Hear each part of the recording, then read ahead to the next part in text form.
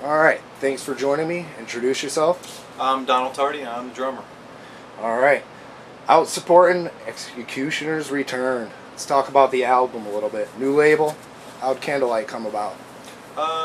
We fulfilled our contract with Roadrunner with the last record and allowed every and any record label to approach us, and Candlelight had the most tasty deal for us. So we know they're not the biggest record label, but we know that we're high on the totem pole with this label. So they're pushing the record as good as they can, and we are supporting this record like we should, touring. The title behind the album, kind of like a resurrection because of the name of the band before, Obituary. Yep. You guys feel pressure, you guys had to find a replacement for Alan, this whole deal. Yeah, no, it wasn't any pressure. It's a bummer when when your brother goes to jail, but he's had plenty of opportunity to straighten himself out. He's paying the consequences now. But with Ralph, we've known Ralph for a long time. He's been in the Tampa Bay area for 20 years, literally. He's an unbelievable guitar player, and it was an easy decision for us to use Ralph. He's a veteran, and we needed somebody to put solos down on this record. And we knew that when it comes down to hitting the record button, that Ralph really knows how to get the job done. So we're really happy with the results, what he did. You guys did a lot of this in your home studio? We did. We bought a Pro Tools rig and kind of taught ourselves, and we tracked the whole album on our own. Me and my brother engineered the record, and then when we were finished recording the songs, we took it to our engineer, Mark Prater at Red Room Recorders, and we did all the magic there, all the cutting and pasting and delays and cool mixing and stuff like that, and then we mastered it at Morris Sound Recording. How long did it take you guys? It only took us probably about a week to record it, and then we spent about, I'd say, another week mixing the record. Writing process. What was the first song done? That's a good question. Probably like, I honestly don't remember. Me and Trevor wrote the whole record, so it was a really relaxed process. Me and him, we put our brains together. It seems like songs really they come together really easily with me and Trevor. So it was a fun process. There really was no pressure. We didn't put any pressure on ourselves. We've done enough records now to where we realize, let's just have fun with it, and it's really what we did. We just had a good time doing it. You guys check out the reviews for it? I do.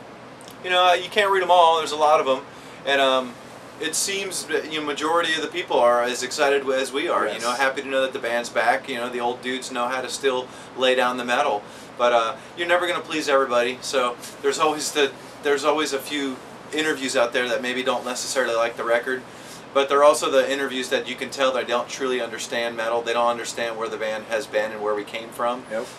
Their opinions don't really match with what happened with the history of this band. So you look right past those to the true fans that understand and appreciate it. We're not the greatest band in the world, and we never say we were. We just write good music, I think, and it's music that any Obituary fan that goes and buys an Obituary record, they expect to hear Obituary, and that's this style. It's an old school feel with this record, so we couldn't be more pleased with this album. Out on tour, how's the tour going? It's going good. This is probably only like the 5th or 6th show. We're out for 22 dates, so it's going good so far, man. The crowd reaction's great. The crowd reaction to the new songs are really good, so that's the important thing, and we're getting it done. We're out here doing shows. All right, set list. Like you said, you have so many albums out. Is it hard to choose? It is. It is. I think we have like 80 songs now that we have to pick from. Mm-hmm. So we play 20 songs a night. That's about all. That's all our bodies can really can take, abusing them. Especially with my brother's vocals, you can't do too many more than 20 a night. So you're really only picking 2 or 3 from each album. So once again, you're not going to please every fan because everybody wants to hear certain things. But we tried, man. We tried to put a great set list together. It's something off every album. The classics are here, but we really support this new album. We're playing most of the new record live because that is why we're out here. We want people to feel the magic of this new album. I noticed on your MySpace somebody said that you played nothing off the Incomplete or World Demise. Is that true? Or do you maybe we change it up because we have so many songs that cool. some nights we don't. It's just kind of the way it happens. But you can't always please everybody. Yes, so definitely. We're really focused on this new record. You know, we're excited about it, and we're playing most of the entire album pretty much. You know, so we're stoked on that.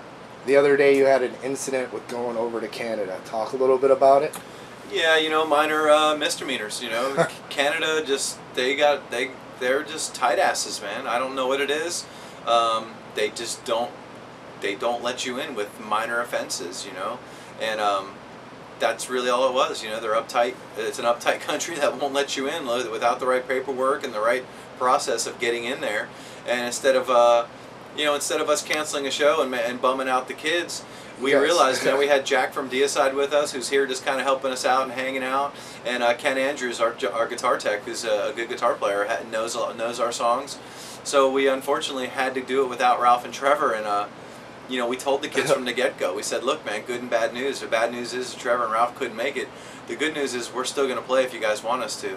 And they were okay with that, so we did it. You know, most fans would be. Yeah, you know, it was definitely, there was something missing. There was definitely some weirdness to it. But instead of canceling, we still did all we could. All right. Next tour for you guys after this drops off? Europe in January. 5 weeks in Europe. So it's a lot of dates. Very few days off. I think only 4 days off in 5 weeks. Touring with? Touring with Holy Moses and some other bands. Just some Europe bands. I don't think American kids really know who they are.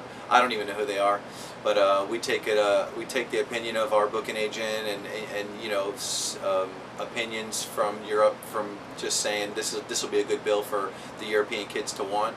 So it's mainly an Obituary show. You know, it's 5.5 weeks over there, and really busting our asses to stay on this tour and promote this new album.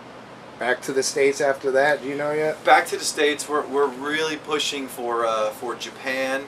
We need to get to. We want to go back. We just did Australia. We want to go back to Australia.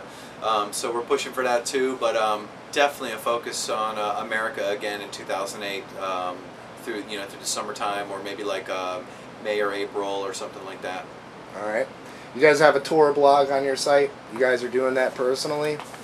On John's site, on the actual obituary.cc, yeah, John does updates almost every day. Every day that we have access to the internet, he does an update.